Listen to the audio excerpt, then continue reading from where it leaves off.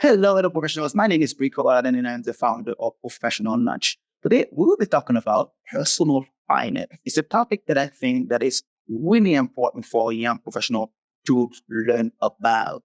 And Dan, welcome to the show. Yes. All right. So we have Dan today. Dan is the CFO for a company in town. And he's going to be helping me with that discussion. So Dan, please tell the professional lunch audience a little bit about yourself. All right. Well, thanks, Rico. My name is Dan Otto. I am the Chief Financial Officer for a company called D&M Industries in Warren, Minnesota. We're a 100% employee-owned company.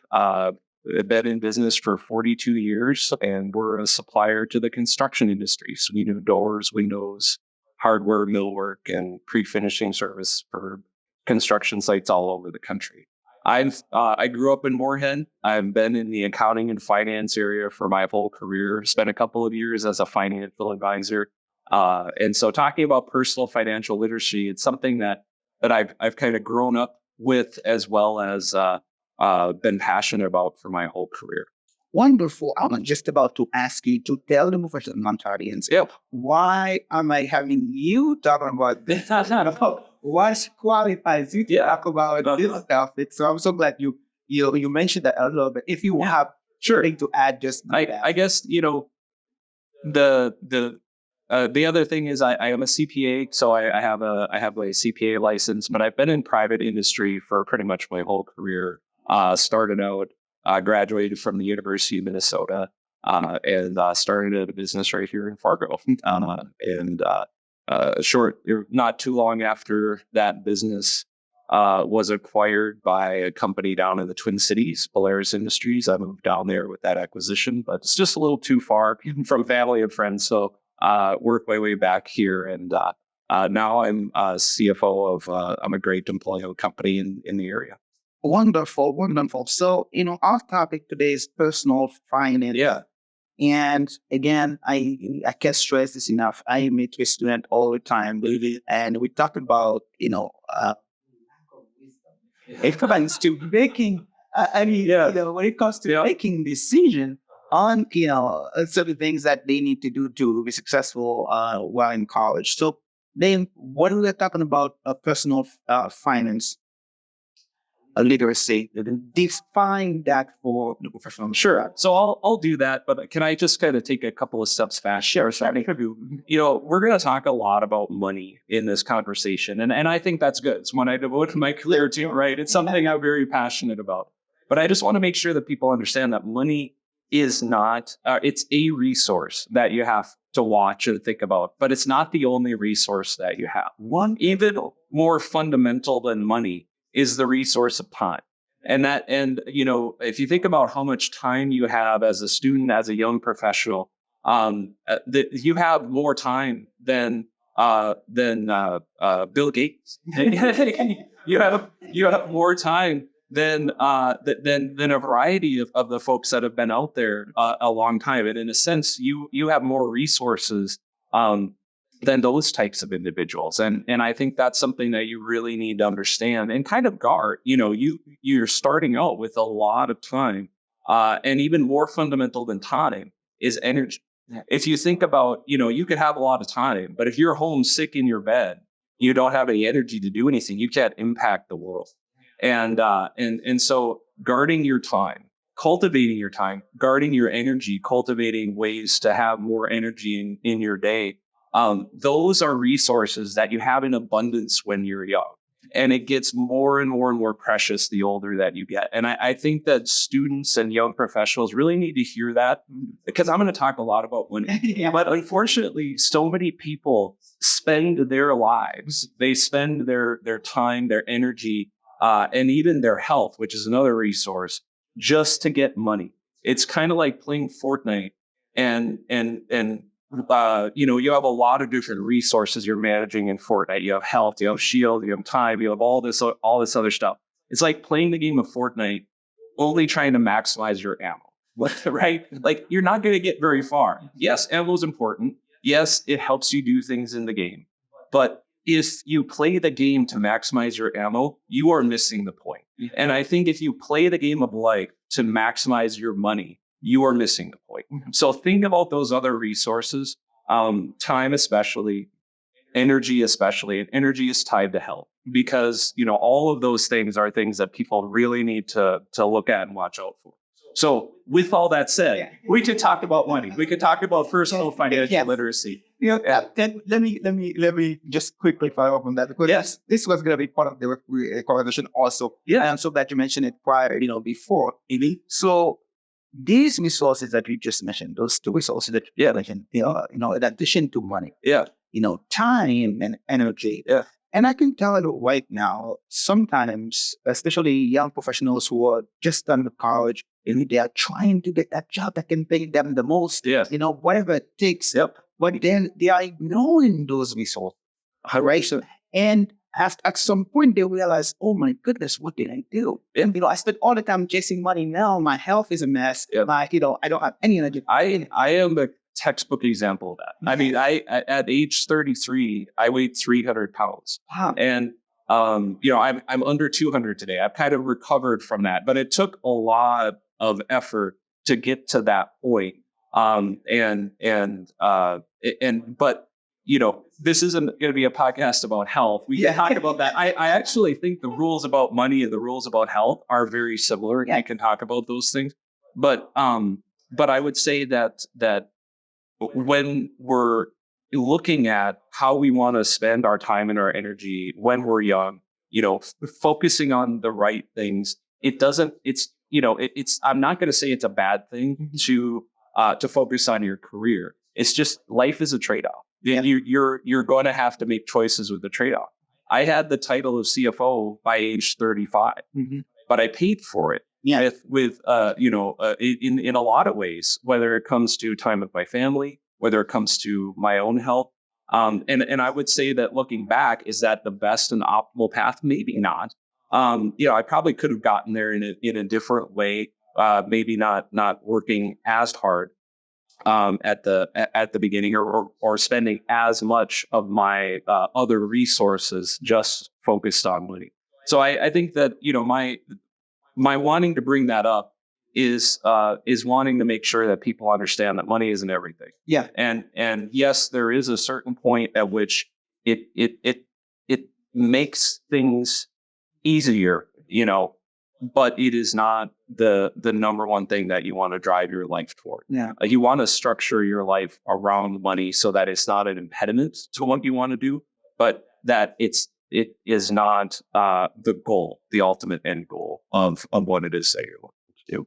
So, getting back to your original question, well, what is personal financial literacy? Literacy is just being literate. It's just being able to kind of navigate and make decisions about a specific topic. And in the financial world, it's being able to make financial decisions. We have to make hundreds of decisions every single day, as people, as we navigate through the world. And some of them have little impact on our future, and some of them have a lot of impact on our future. And so I just think of it as knowing enough to know how to navigate those decision points that you come to. So that's kind of what I think of.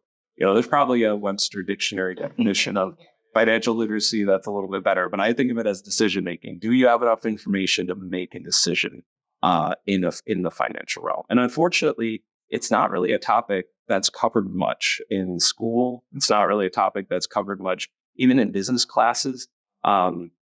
Unless you take an elective for at Ward High School, they have a financial class.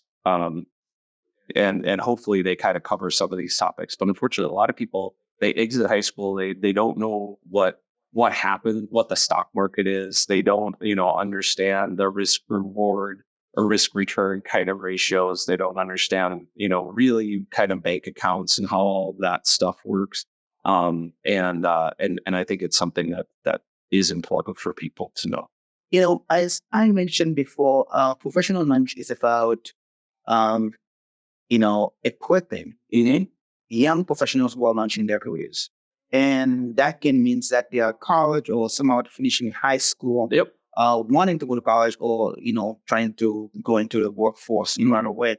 Yep. So what would be some of the best practices that you some of the practices that you recommend Sure. to them to make some decisions that are not going to be too costly Yes. when they are done, either from college or, as they are embarking. Sure. So there's a lot. Yes. That's a big question. Yeah. But I'll give you some top ones. Okay. So one top one is, especially when you're a student or when you are just starting out in your business, a lot of what you are funding yourself with is something called debt. And debt is where you are trading your future time, your future ability to earn money for something right now. So if you go out to the bar on Friday night, you buy a beer for $5, right? What I need people to understand is that when you buy things on debt, it has a multiplicative value to what it is you're buying right now. Now, sometimes it's an investment. You're investing in your brain. You're investing in your education. That's something that I think you want to be able to invest in and spend some money on. That is okay. But if what you're investing in is a $5 beer, realize you just bought 4 beers. If you're paying it back with a credit card and doing the minimum payment, you're paying about 4 times that just for that one beer on Friday. And I think sometimes when people, think of that in that way, it helps them think of those little kind of individual questions like, do I want to go out to Starbucks and buy a $4 coffee or something like that? If you're buying it on credit and that's all you're spending right now, you're going to be paying a lot more for that over time. And so trying to not eliminate coming out of college, sometimes that's almost impossible these days, right? But minimize the amount of debt that you're starting off with will give yourself more options going forward. You could buy a $4 latte when you're making significantly more money, and when you're in the earning phase of your career. So that, I guess, would be number one. The second thing is to pay close attention to your friends and be willing to either confront or fire your friends. Okay. And I'm gonna say that sometimes our friends are our biggest support, but sometimes they can also be what's holding us back. Yeah. So be very conscientious, and your best friends, the ones who you want to keep going forward, the ones that are closest to you, are going to be the ones that are going to uphold you and going to be helpful to you. If you decide, hey man, I'm really trying to be more financially responsible here. Can you help me with this? Let's find something that doesn't cost so much to do this weekend. And you could get a bunch of flack for it. And a bunch of peer pressure and make you feel bad. That might be an indication you need to fire your friends, or at least that particular friend. And it can be tough to say. It can be tough to hear. But I am absolutely serious that makes a huge impact. Because that can also on the health side. If you tell your friends that, oh, I'm trying to do something, and turn over a new leaf, eat a little bit better, do this, that, or the other thing. And they're constantly pressuring you. Okay, have this chicken wing, have this, this piece of pizza. Oh, it's just one, don't worry about it. It's you have to think about that because your best friends are going to support you, the people who you really want to have as friends. And it makes a huge difference who you end up hanging out with. I can't remember who I heard this from, but it is so true, is that you are the average of the 5 people that you hang out with the most.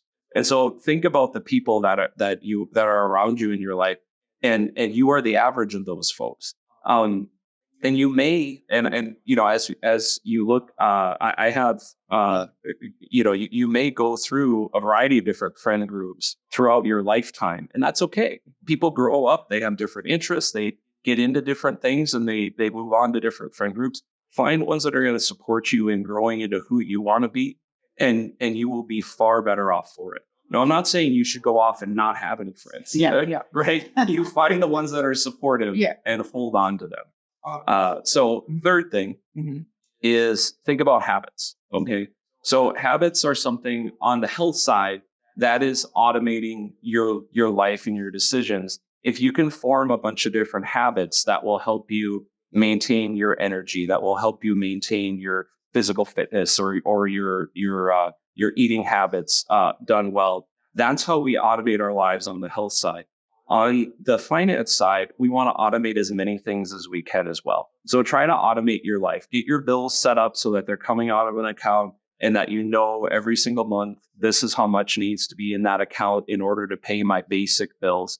The more you can automate, and that includes saving for the future, whether it's to an emergency fund or whether it's to a long-term investment, those things should also be automated as well.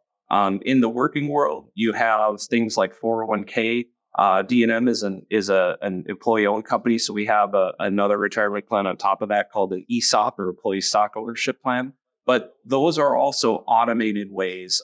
Even before the money comes from it comes home to you from your check, you have a chance to put into your 401k. And I would advise you take that. The more you can automate it, the more you don't get that money in your hands, the easier it is to make the best decisions. So trying to automate and set up habits around money is increasingly important. So we talked about a few things here. There's definitely more, but do you want to talk a little bit about the kind of the top rules for health and the top rules for you? Okay, so yeah. So I was thinking about this, and I think that it is really almost eerie how similar it is when you think about the things you need to do to have a healthy financial life and the things you need to do to have a healthy body. Okay, so having a healthy body, we've all kind of heard this before. It's you eat fewer calories than you take in. Mm-hmm. You move your body. And you do that consistently over the long term, right? You play the long game. Those are basically the rules for health. You look at the rules for money, it's very similar. You spend less than you make, which is easier said than done. I understand for a lot of people, right? Spend less than you make.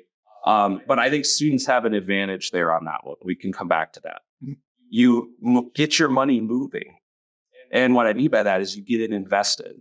And we could talk a little bit more about what that means, because there's a whole bunch of different ways that you can do that. But you spend less, you make, you invest the difference, and you do that consistently over the long term. You play the long game, because one of the people that most everybody knows the name is Warren Buffett. He's another person that any student has way more time and energy than Warren Buffett has right now, just because he's been in the business world for a long time, and I've heard him talk about money and time and taking care of yourself. So I'm pretty confident. I haven't met him before, and I don't want to put words in his mouth, but I'm pretty confident that Warren Buffett, if you were to say, I would give you all of my time and my energy as a young person for all of the money that you have amassed over your time, he would take that in a moment.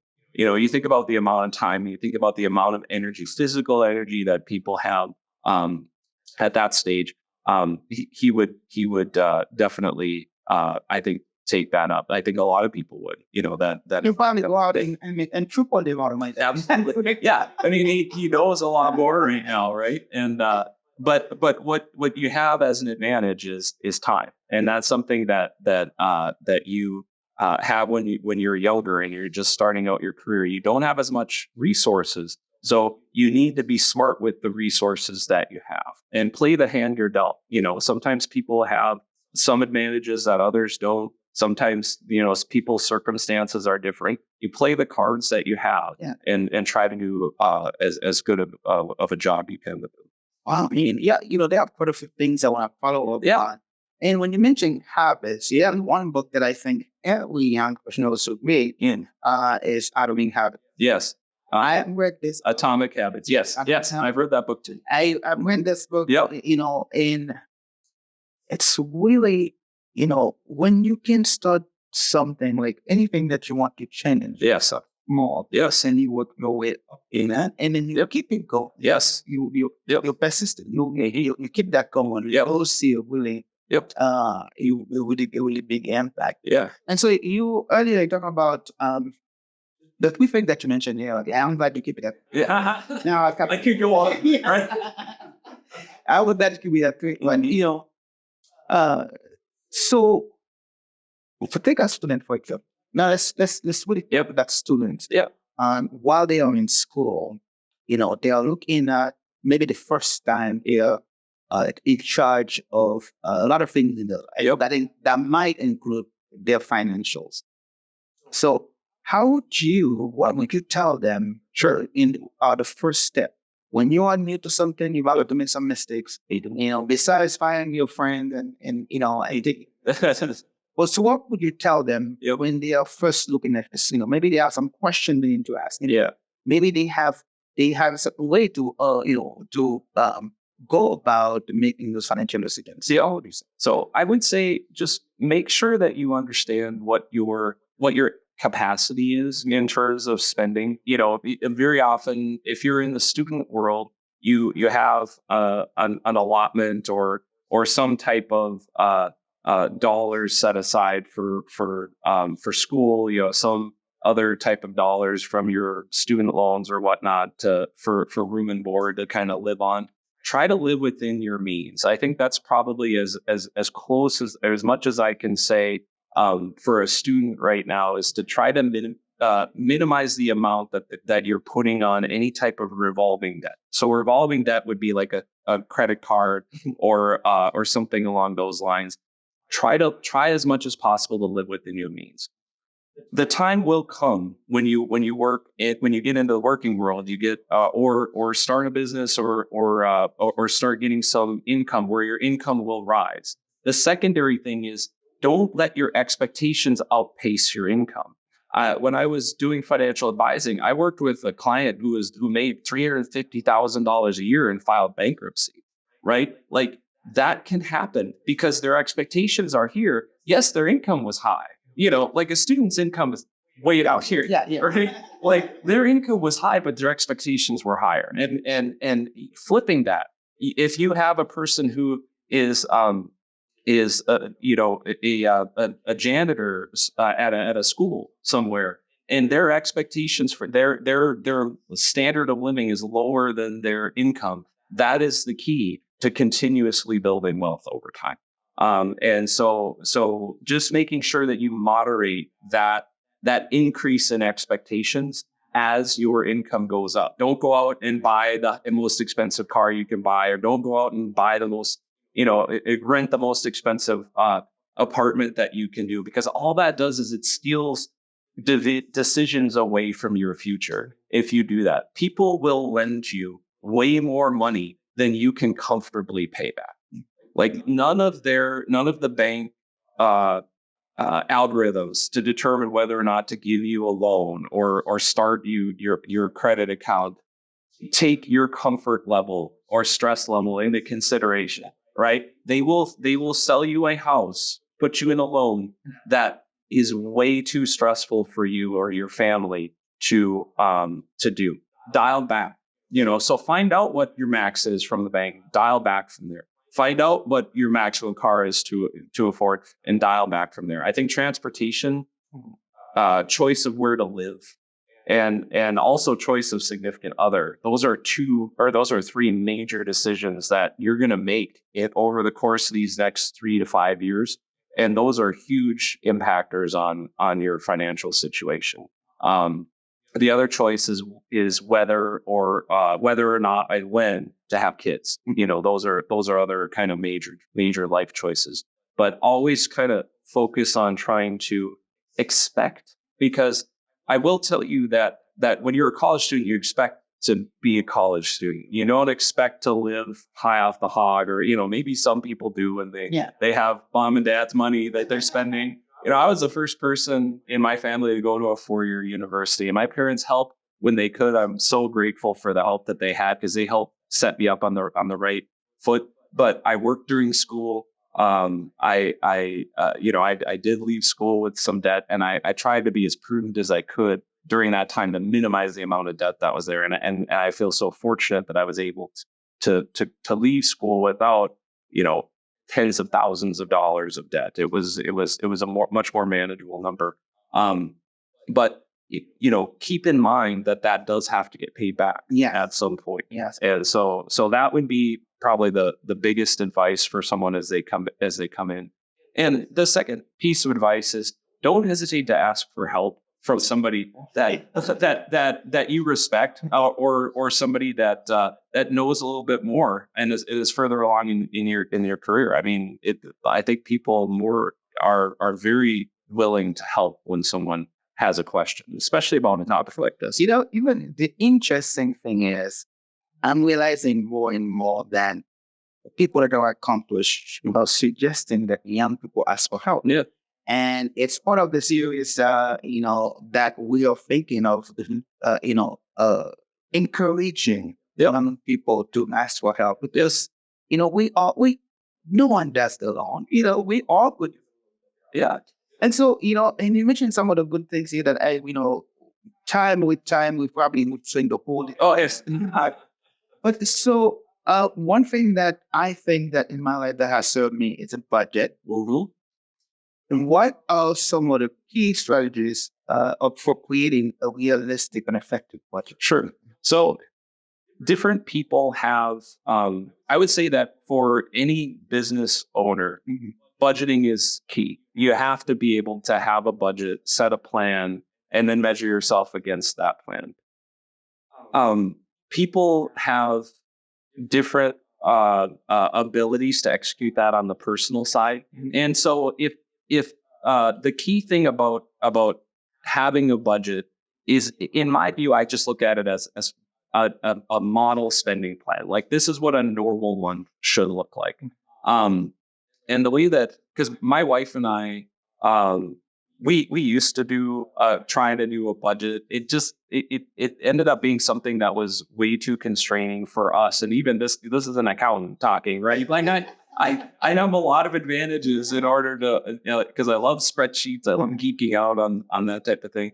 But even an accountant, I didn't stick to a home budget for us, but I set up a model where I knew, okay, I have this account. This is our bills account.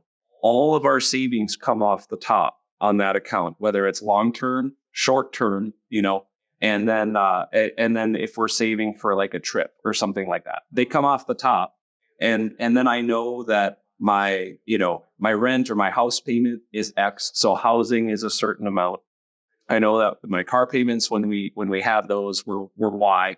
Everything came out of that account. And I knew if I put in, X number of dollars per paycheck into that account, all my bills would be covered. And that was good to know, because then we could spend down, and not only all my bills were covered, but the savings that I wanted to do were also covered as well. Because so many people, they go through and they try to save what's left. There's never anything left. We find ways to spend what's left. And so that's kind of how we did. We flipped it. So we saved first, and in short term and long term. Then we paid for the necessities, all right, the heat, the place to live, with transportation. So just figure out that stuff.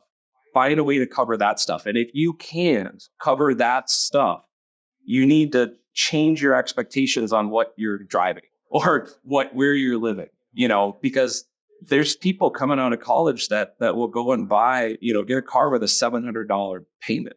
First of all, I don't know how I qualified for it. And secondly, why would you do that? A $700 payment is like an entire month's rent, at the right place. So those are so making sure you have that taken care of.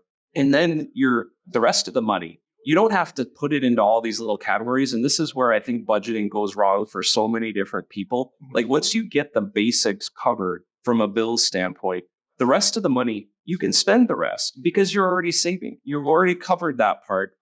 If you set things up correctly with an automatic account. So that, I guess, is kind of how I would recommend. And then if and when you go into the working world, like, let's say you're not starting your own company right away, but you go into a working world and they have a 401k retirement plan type of things, make sure you participate in those as well. Because very often there's a company match, very often there's other things that are associated with it. And that's just another way to take dollars off the top that you're going to be able to use later in life. So we already talked about debt management a little bit. And so what are some of the common mistakes that you think people make when it comes to you? Sure. So I guess, one thing we talked a little bit about habits. I think one common mistake that people make is that they end up um, with habits that are very expensive and also damaging. Like I can think about people who choose to use tobacco products, or probably the vaguest example would be drugs. You get somebody that has a drug addiction or a drug habit, right? That can completely obliterate their financial situation. Tobacco is, I would lump that in that same category. It's not doing anything for you, but it costs a lot of money. And think about those habits, because those habits are kind of the framework that make up your life and your existence. You want to consciously choose the habits that you have, and that can set up or give somebody a very big detriment as they go into their career. So especially when you're young and you're kind of establishing yourself and figuring out who you want to be and what, realize that a big part of who you are, who you become, are the habits that you generate. But they're changeable. In the book Atomic Habits, you learn that you can create new habits, and you can also end ones that aren't helpful to you. That is going to be a key thing. I mean, finding habits that are non-expensive. Finding, I'm not going to tell people to not have it. Yeah, I drink coffee. I don't caffeine. It's black coffee, right? Because I don't do well with area. I try to avoid sugary stuff, but everybody has habits, but try to make them ones that are helpful to you. Mm-hmm. Try to make them ones that are not too expensive, and you will be far better off down the line. And then secondly, as you're starting out, again, manage your expectations. Once you start making money, still continue to live like a college student as much as you can until you get yourself established, and then you can really kind of ratchet things up. And then the last thing is starting small. The difference between 0 and 1 when it comes to any endeavor is a huge difference. But then the difference between 1 and 2 is not as big of a difference, and the difference between 2 and 3 is not even as big of a difference as that. So that first effort, and when I say start small, I mean start small with your savings. If you are in a situation where you can save $10 a month and that's all you can save right now, I would advise you to evaluate what the other stuff is that you're spending your money on. But if that's truly it, do it. And then eventually you're going to get a raise. And that raise, you'll be able to double your savings at that point, or triple or quadruple it at that point. You just, so very often I think in percentages, right? So let's say that a person is starting out at D&M, or 401k is we do a 4% match. So we automatically enroll our people into our 401k plan. They can always opt out, but we have a 100% participation rate, which is awesome, Yeah. And the reason is that, at 4%, they will, save a certain amount of their paycheck. But you think about the difference between saving 4% and saving 5%. It's only a 1% difference, and if you do that at your next raise, yeah, you maybe you had a 3% raise. It's going to feel like a 2% raise. Well, you just added 25% to your savings rate by going from 4 to 5, and you do that again next year at around raise time. Maybe you do 2 points. You go from 5% to 7%. You just took your raise and increased your savings 40%. That is going to multiply over time. So you don't have to feel like you need to do it all right at once. You can start small and then build as you continue to make more throughout your career. As you continue to have success, you build first to those 2 savings buckets that are out there, both the short-term and the long-term one. Add to that, keep dollars flowing in there. And then you can kind of ratchet up the lifestyle things. Maybe you do eventually get a slightly better apartment. Maybe you do look to buy a house at some point. It's been a tough interest rate environment for the last about year for buying a house, but things ebb and flow from that standpoint. So it's just you have to kind of titrate your expectations. Bring them up and down depending upon what you're. I'm so glad you mentioned saving because I was about to ask you while in college. Yep. Can students kind of establish some kind of balance between saving and perhaps even investing in college? Yep. Because in college, throughout college, I didn't want to have any debt when while I work. Yep. And while do you think that's a possible? I would say yes. If for no other reason than to just get yourself in the habit of it. So most accounts you can start with as little as $100 and a $25 a month automated payment. And that's something that even a lot of students can start. Like if you wanted to go to a financial advisor and start just a mutual fund account or something along those lines, or go to Vanguard and do it an index fund type of thing. You can start with actually a relatively modest amount, like $25 a month. It just gets you into that habit of every single month we do that. And I think there is value to that.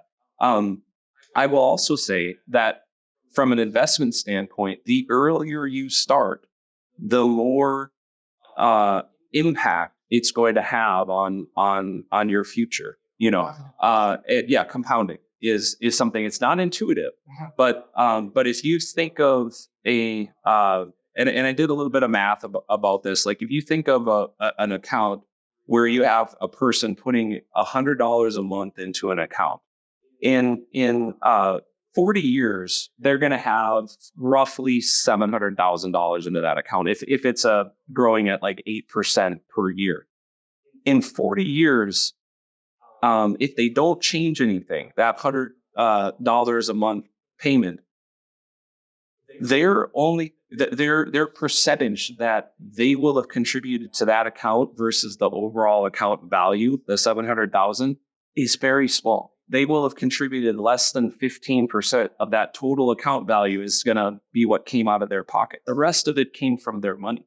If they were to look at that only 10 years in, that ratio is split. It's 85% them, 15% money. So the longer your time horizon is, the more work that your money is going to do for you, as long as you have it invested in something that provides a return, which, things like the stock market, bonds, and those sort of things, they provide a return over time.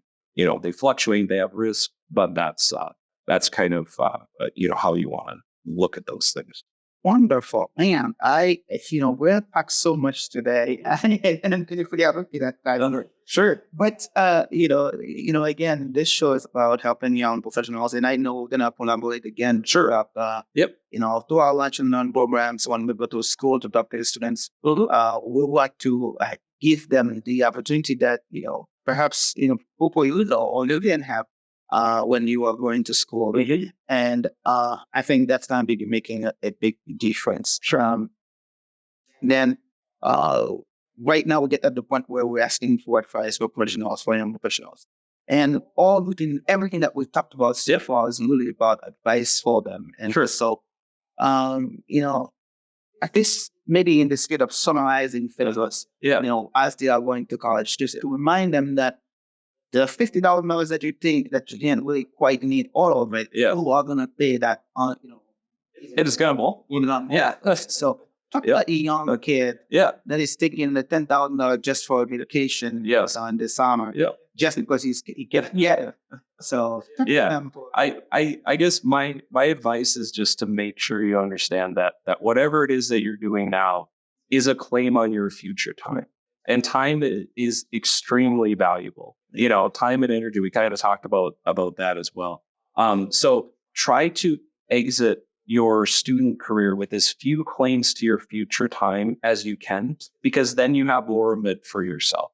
And it's not something you can come out and say, okay, I have zero. It's not really realistic in today's day and age to say I'm just going to go out completely debt free. Some people do it. Some people struggle. And I guess my other key piece of advice kind of comes back to what I said at the beginning. is just remember that money is not the only resource. So many people spend their health, they spend their relationships, they spend their energy focused on money. And what you'll find in that is that, yes, you may hit your financial targets, but you're gonna leave other things behind. Life is about trade-offs. You will leave other things behind in that pursuit, and you need to make sure that what you're pursuing is something that's really gonna last and really gonna be something that you're gonna be happy with in the future. Knowing what I know now, I wouldn't really change anything, because I feel like I've learned so much in my career. But I also know that I've gone through periods of time where my income is higher and lower and higher and lower. And as I look through those periods in my life, I would say my quality of life was almost inversely related, meaning that the quality of life went down as my income went way up.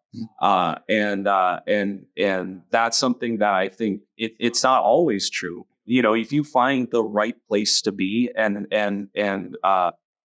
doing the things that you're passionate about, then you can find a way to have both your quality of life and your income go up at the same time. But don't spend too long in the circumstance where your income is up here and your quality of life is down there, because that is not a place you want to be for the long term. Wonderful, wonderful. I love that. See, so we get, this is a season where, I don't think I asked this before, but, it's a, season to talk. Yeah, right. Absolutely. What are you grateful?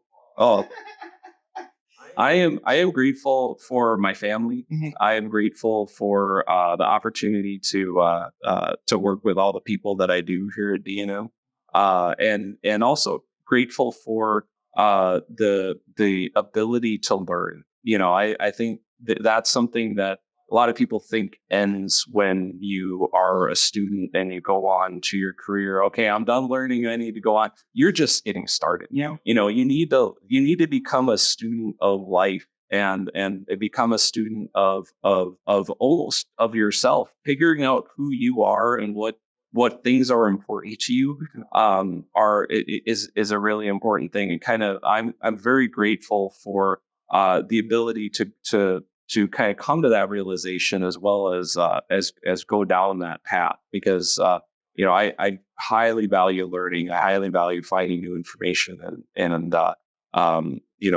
grateful for all those good things. Wonderful. I'm grateful for D&M will support this sort of professional knowledge, and I'm grateful for my life. Life is really something that I cherish, because I went for my birthday a few years ago. I said that I take every day, I live every day that it was my last, because one of these days can happen. Sure. And so when I wake up during the day, I'm grateful for everything, even the bad thing that happens. So I don't know, for some reason, this question wasn't for everyone. Oh, that's fine. I felt that I should ask it. Yeah. It is this season. So we get into the last few minutes of on the show. Yeah. Dan, I want to thank you so much for being on Professional Night today and sharing some valuable knowledge for young professionals. So, sure. Last 30 seconds, any last word that you have for professional knowledge? I would just say, don't necessarily feel like you have to go it alone when it comes to your financial situation. You have professors around you. You have other professionals. You have bankers that you potentially work with. All of those individuals are willing and able to kind of help you out. And I think trying to go alone in a situation like this, it can be a recipe for disaster. Pay attention to the environment that's around us, and both from a health perspective and a money perspective, it's not a very healthy environment. We have our phones with social media that can show us all these great things that everybody is saying that they're doing, and this person's going on this vacation or just bought this car or whatnot.